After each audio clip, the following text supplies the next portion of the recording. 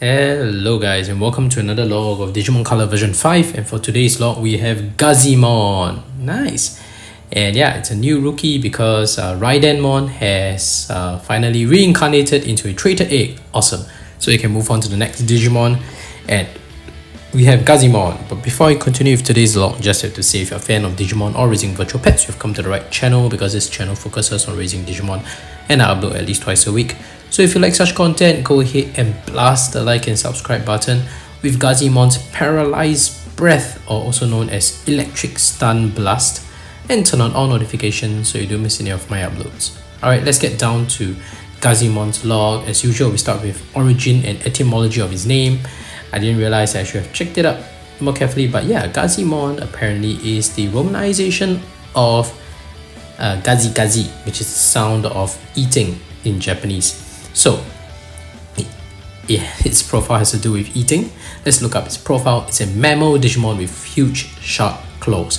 Gazimon is bipedal, which is unusual for mammal Digimon. It may be that using its front legs like arms was what allowed its claws to develop and cause it to learn to walk on its hind legs. Though not a large Digimon, it has an exceedingly wild temperament and it never tries to get along with humans. The claws on its forelimbs are extremely effective for attacking, but are also surprisingly well suited to digging holes. Due to Gazimon's mischievous nature, it enjoys making pitfalls for other Digimon to fall into, and its special move is Electric Stun Blast, by which it breathes out with its poisonous breath. Very interesting. I like Gazimon a lot. I think its sprite looks underwhelming back on the device in the 16x16 generation when it's black and white, but now we have color, so let's take a closer look at its sprite, shall we?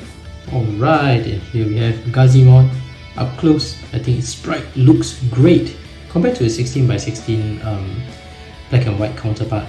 I think back then it was really quite hard to imagine how that little thing on a device actually looks like Gazimon. But now that it's colored, I think it looks a lot better. I think the ears are more prominent, the shading is done very well, and I like how the eyes have this twinkle in them. I think it's very nice that they managed to do it. So it really makes Gazimon pop. Of course, you can't compare this to the Vital Bracelet sprite, which was already released in the Digimon Frontier set generation. I think Gazimon is featured there. I think it looks great in the Vital Bracelet there as well. But here, Gazimon looks good as well. Anyway, let's give it a piece of meat, capture that animation when it's eating. Looks good. I like that I've raised my fair share of Gazimon. I used to have a version 5 as well, so this definitely is very nostalgic. And it's happy. I've definitely seen this a lot of times. Angry animation. Oh, let's get that. Let's see the angry animation. Seen that many times as well. Alright, and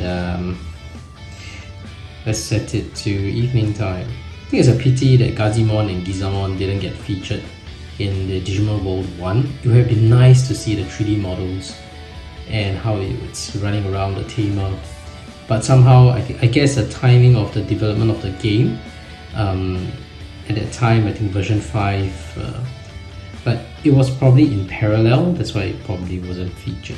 So that's a pity. Alright, let's move on to the sleeping animation of Gazimon. And yeah, I've seen this a lot of times. It looks a lot better now that it's black and in color rather than black and white.